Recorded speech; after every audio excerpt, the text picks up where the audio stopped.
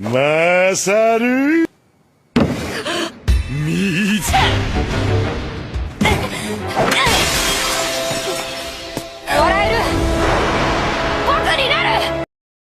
Hai guys, apa kabar nih kalian semua? Aku doakan semoga selalu baik-baik aja. Oke, di kesempatan kali ini kita akan kembali membahas sebuah alur cerita film. Namun film kali ini agak berbeda ya. Jadi kita akan membahas sebuah anime Jepang yang mungkin belum pernah kalian tonton. Film itu Karakuri Circus. Oke, sebelum kita lanjut lebih dalam ke pembahasannya, bagi kalian yang suka dengan video ini silahkan tekan tombol like, komen, dan juga jangan lupa untuk subscribe-nya ya. Oke, tanpa berbacot-bacot lagi, mari kita ke alur ceritanya. Cerita film ini dimulai dengan memperlihatkan seorang anak yang sedang menonton pertunjukan sirkus. Anak ini bernama Masaru. Awalnya pertunjukan berjalan lancar, namun semua berubah ketika datang pemain sirkus yang berbeda dan membuat teror kepada orang-orang di sana. Dan film Karakuri Circus pun baru dimulai. Singkat cerita, Masaru kemudian berlari sambil membawa sebuah koper dan tak sengaja menabrak seorang badut jalanan. Namun di sisi lain, sang badut tiba-tiba tercekik kesakitan, yang ternyata ia menderita penyakit langka, di mana ia harus membuat semua orang tertawa atau seseorang tertawa, dan jika terlambat, orang tersebut akan mati seperti tercekik. Walau ia bergaya-gaya, namun tetap tidak ada yang tertawa. Beruntung saja, hanya Masaru saja yang tertawa, dan badut itu pun selamat. Badut itu bernama Narumi. Kemudian, ia ingin berterima kasih kepada Masaru. Saat ingin berterima kasih, Masaru diculik oleh 3 orang misterius. Tak tinggal diam, Narumi pun mencoba menolongnya.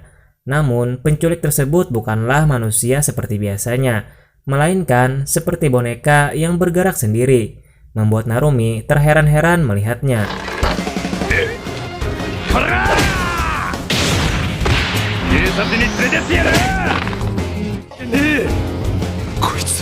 Mereka pun mencoba kabur ke dalam sebuah kereta. Dalam penjelasannya, ternyata Masaru berasal dari keluarga Saiga. Ayahnya sendiri merupakan orang terkaya yang sekarang telah meninggal. Itulah kenapa Masaru jadi incaran untuk mendapatkan harta warisan miliknya. Namun ternyata boneka itu berhasil masuk ke dalam kereta juga. Dengan ilmu bela diri dari Cina, Narumi mencoba menahan mereka.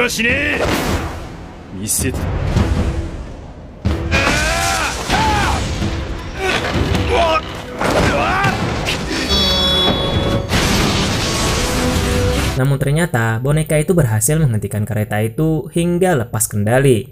Di dalam kereta itu, Masaru menangis-nangis meminta maaf karena telah melibatkan Narumi ke dalam masalahnya. Di situ, Narumi melompat dan mengorbankan dirinya.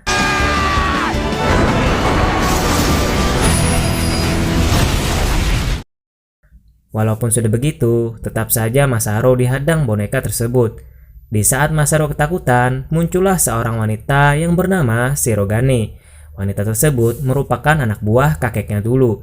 Ternyata, dia pernah menjadi boneka andalan yang ada pada koper besar milik Masaru. Dengan mudah, ia berhasil mengalahkan semuanya.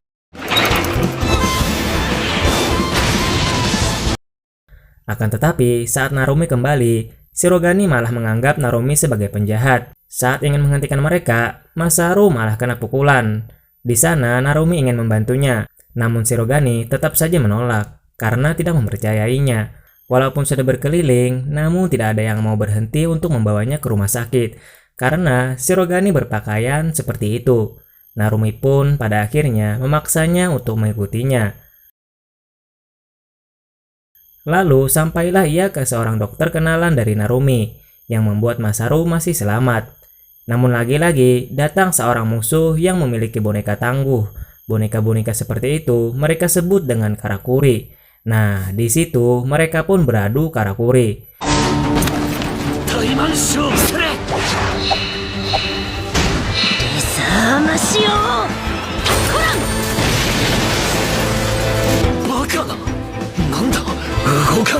Walaupun Shirogane memenangkannya, namun dari belakang Masaru berhasil diculik. Akan tetapi Narumi pun juga beraksi. Alhasil mereka akhirnya kabur. Namun di saat itu juga Narumi membutuhkan seseorang untuk tertawa. yang ternyata ia menderita penyakit Zunafak. Beberapa kali ia mencoba membuat orang tertawa, namun karena tampangnya yang menakutkan, hal itu membuat orang ketakutan. Kemudian Shirogane datang dan memarahinya karena melakukan hal yang tak berguna. Namun hal itu terlihat konyol, membuat orang-orang yang melihatnya ikut tertawa. Singkat cerita, mereka kemudian beristirahat di sebuah rumah. Namun tampak di sana ada seseorang yang sedang mengawasi mereka dari kejauhan. Di sisi lain, Masaru kagum dengan bela diri dari Cina itu. Masaru ingin seperti Narumi, namun ia tidak percaya diri. Narumi pun menjelaskan bahwa dirinya pun dulu seperti itu, bahkan lebih cengeng dan lebih lemah dari Masaru, dengan menunjukkan fotonya, yang membuat Masaru lebih percaya diri lagi. Malamnya, Masaru pergi ke toilet sendirian. Ternyata hal itu sudah ditunggu-tunggu oleh para penjahat. Alhasil, Masaru berhasil diculik oleh mereka.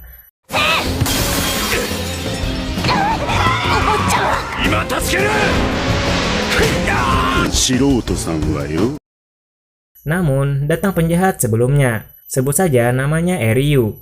Ia mengatakan ia akan membantunya, karena pihak yang tadi itu merupakan saingannya. Walaupun Shirogane tidak percaya begitu saja, namun ia juga tidak memiliki pilihan lain, selain mengikutinya. Ternyata Masaru dicolek oleh sang paman. Di balik senyuman itu, ia berniat mengambil warisan ayah Masaru. Di sisi lain, Narumi pergi ke tempat yang dikatakan Eryu, dan mereka pun bertarung mati-matian di sana.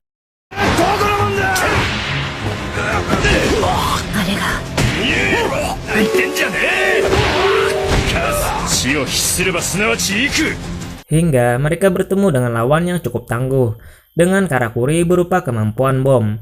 Bahkan ia meremehkan karakuri milik Shirogane. Namun mereka berhasil membungkam kesombongan wanita itu dan berhasil mengalahkannya.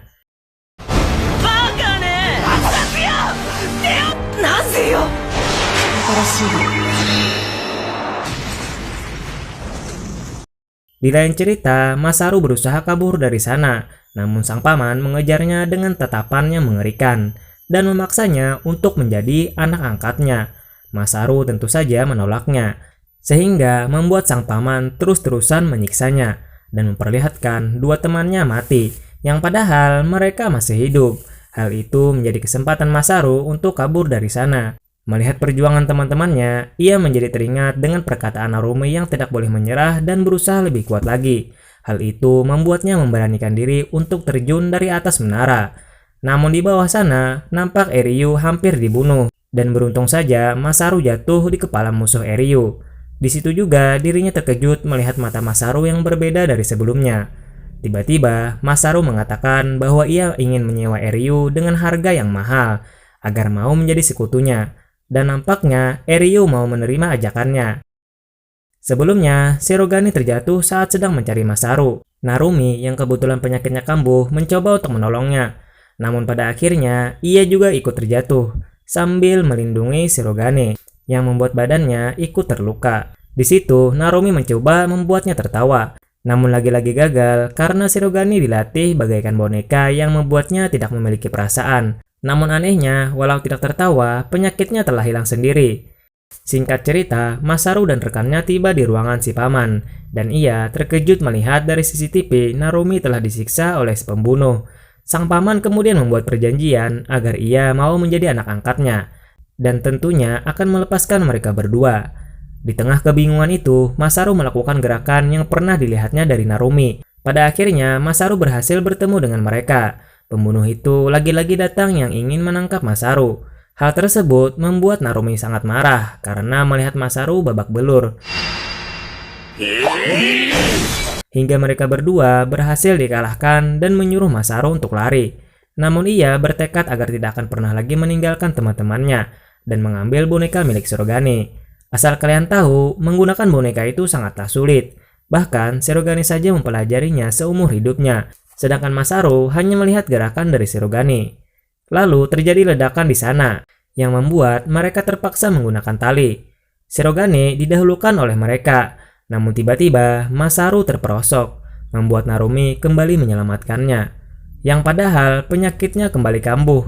Dengan tenaga yang tidak ada, ditambah penyakitnya yang kambuh, membuat dirinya hanya menjadi tameng bagi Masaru. Narumi mengatakan bahwa apapun yang terjadi, tetaplah semangat walaupun itu menyakitkan. Sampai Masaru mengira mereka selamat, namun padahal itu hanya tangannya saja yang tersisa.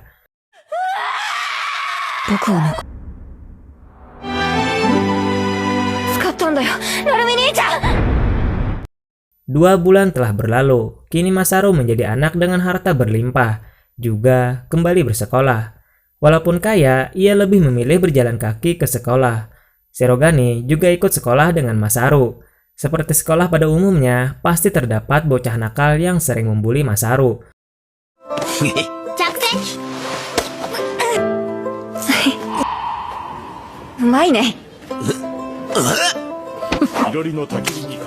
Mereka terkejut, tidak seperti biasanya, Masaru lebih sering tersenyum walau tengah dibully. Sampai Masaru dipukul dan tak sengaja memperlihatkan bekas luka di kepalanya. Agar tidak ada lagi yang salah paham, ia akan menjelaskan semuanya.